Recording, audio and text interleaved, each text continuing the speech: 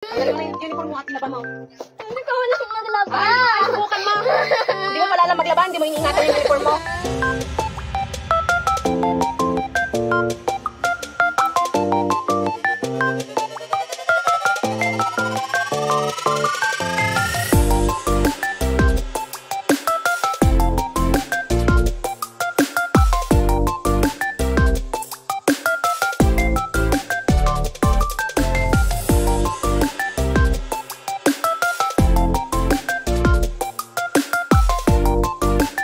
Yung basketball ring po na yon, yung may mga kalawang po.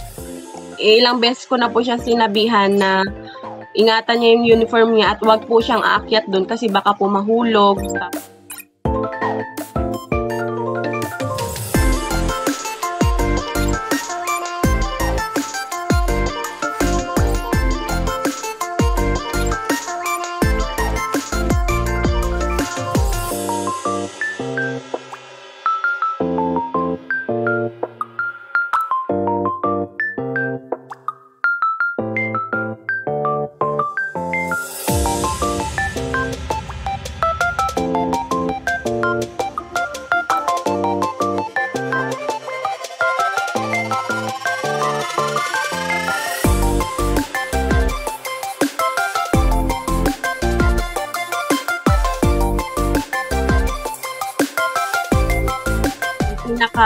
Ano ko po doon, baka po mahulog siya doon sa may basketball ring po. Kailangan naman pong bugbugin ko yung paa niya, paluin ko kaysa naman para hindi na siya maulit umakyat doon sa di mas maano naman po yon, mas mahirap naman po, mas kawawa naman po siya. Kaya pinaglaba ko na lang siya ng uniform niya.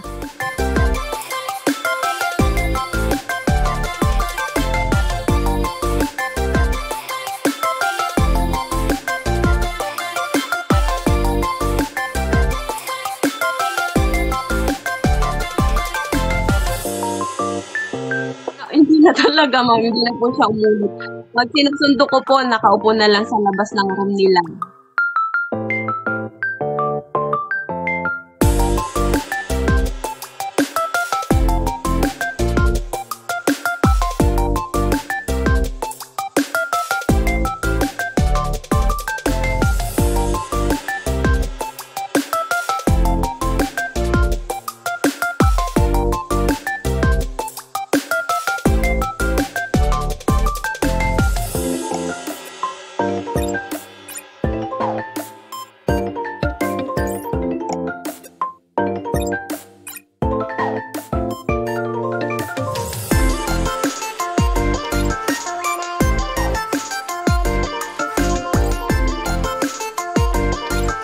Mala dinosaur akong nanay, proud akong sabihin na malambing, matalino at mabait ang mga anak ko. At alam kong paglaki nila, hindi sila magiging problema ng ibang tao dahil hindi kami nagkulang ng asawa ko sa pagpapaalala at pagdidisiplina ng tama. Kaya naman kung gusto natin na magkaroon ng magandang asal ang mga anak natin, umpisan natin ito sa ating mga tahanan.